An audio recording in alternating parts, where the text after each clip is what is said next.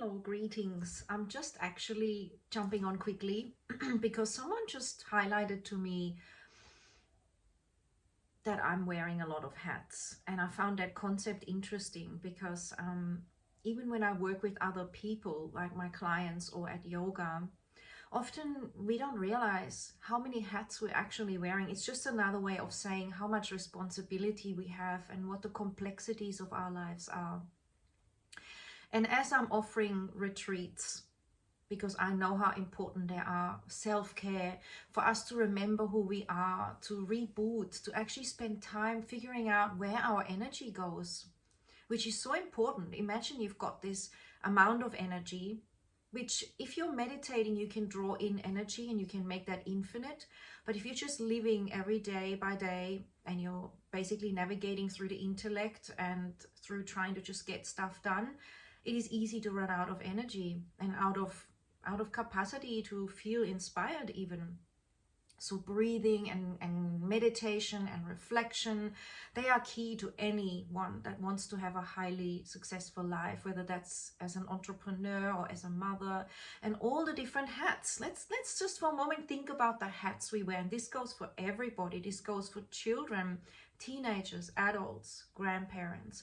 So there's this hat of running a household, for example, for me, running a business, being a wife, being a mother, being a daughter to my parents, obviously sister, brother, friend, someone that also wants to work for just generally for humanity, for the environment, someone who wants to have time to herself, to really develop myself, because as I am developed, everything is reflected out of that. So neglecting myself would be the last thing on my list.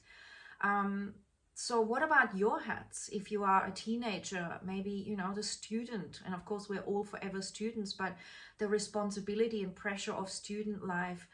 If you are beyond that teenage years, but you've got your friends, it's all that interaction of best friends, friendship groups, what's happening in your world, how to navigate as people change, because people change so much when they are in teenage years and entering adulthood, for example. I always think, wow, I don't miss those days. That was intense.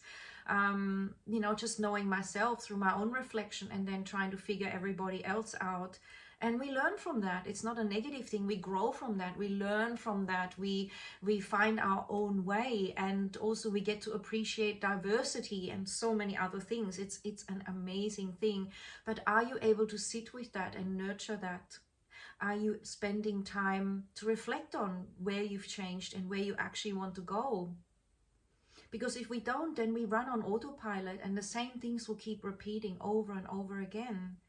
So, you know, I could be sitting here and saying, look, for me, it's always the healthy breakfast, lunch, dinner, the exercise that I enjoy, my gratitude for all that I have, the plant kingdom, you know, my family, all of this beautiful creation, and then meditation, stretching, you know, laughing, choosing where I want to spend my energy, knowing that boundaries are the healthiest thing I can have, knowing which boundaries I'd like to release and which boundaries I want to create as things change constantly.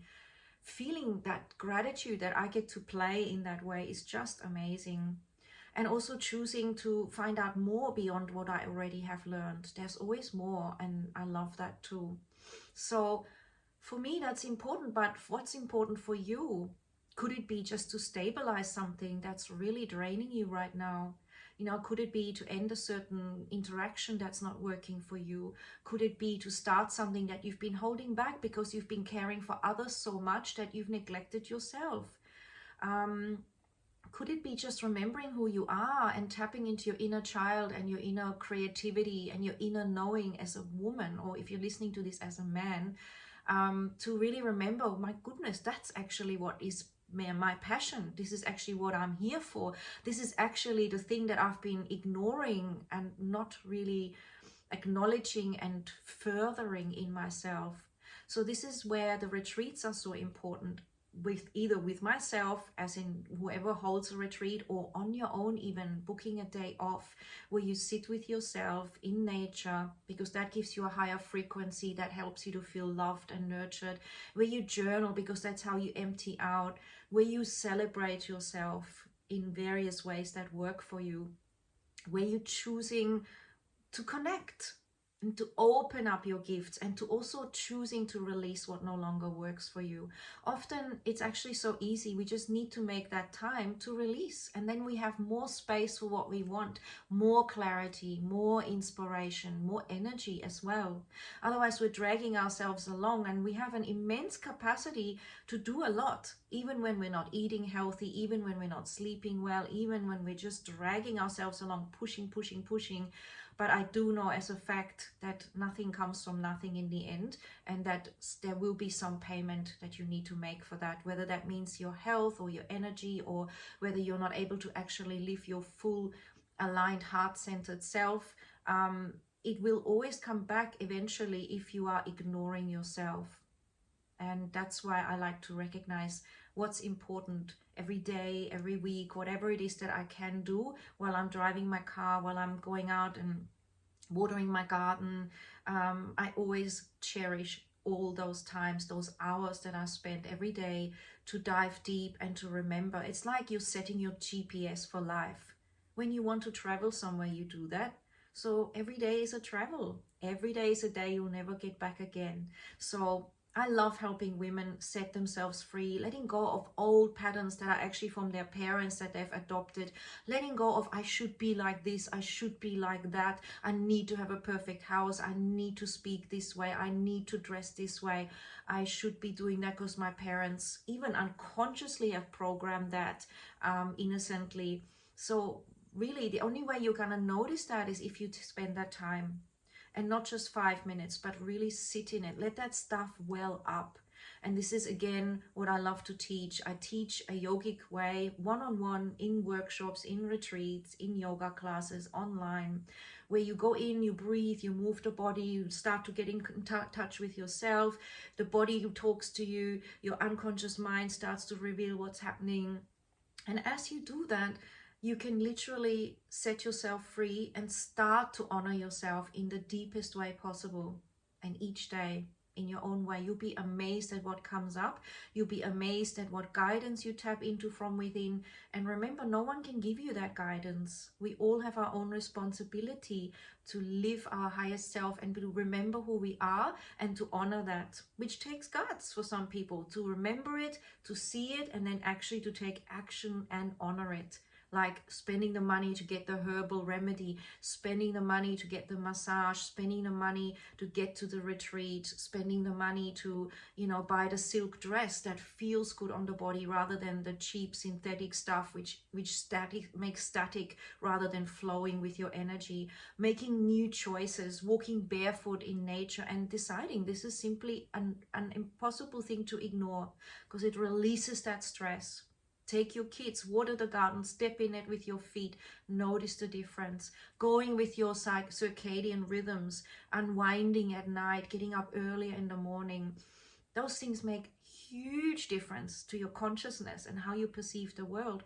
And in turn, what kind of food you choose. Is the food you're choosing high of positively charged in terms of it's not linked with animal cruelty? Animals suffer before they get killed. Animals are not treated well when they're kept in cages. Animals are not fed healthy things when they're kept in cages.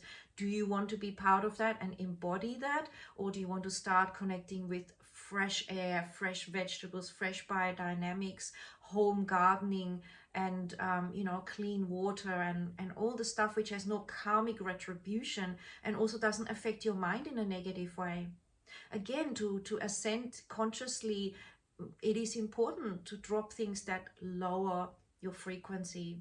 Alcohol, animal products, processed foods, they are dead, and they literally deaden you and your spirit. So what little changes do you want to make? We talk about this in retreats and yoga. We journal it down. And then we take aligned, relaxed action. It isn't another slog, another list on your things, of your list of things to do. It's about choosing something that feels aligned and simple and going from there. Life isn't meant to be a struggle. We can choose a struggle. We can look at it that way. And for some people that works. They want me to give them lists and deadlines and that makes them do it. And other people just want to be empowered to recognize they can each day choose and each day honor themselves by listening to what is right on a soul level, a heart level, an intuitive level, a body level, a spiritual level. So all those different hats in a yogic way are also there. Your spiritual dimension, your physical dimension, your intellectual connection with yourself and dimension. So we are incredibly vast. You are incredibly vast. How much of that do you want to harness and live and embody? That's up to you. But for that, honestly, it needs time. It needs to be dedicated, because whatever you focus on will grow. Whatever you nurture will flourish. Whatever plants you give the water to in the sun will thrive, right? You're exactly like that. Whatever relationship you give that energy to will thrive.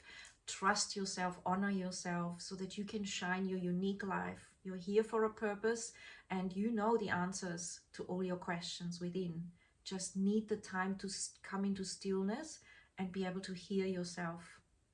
Isn't that amazing? It's beautiful. Ciao for now.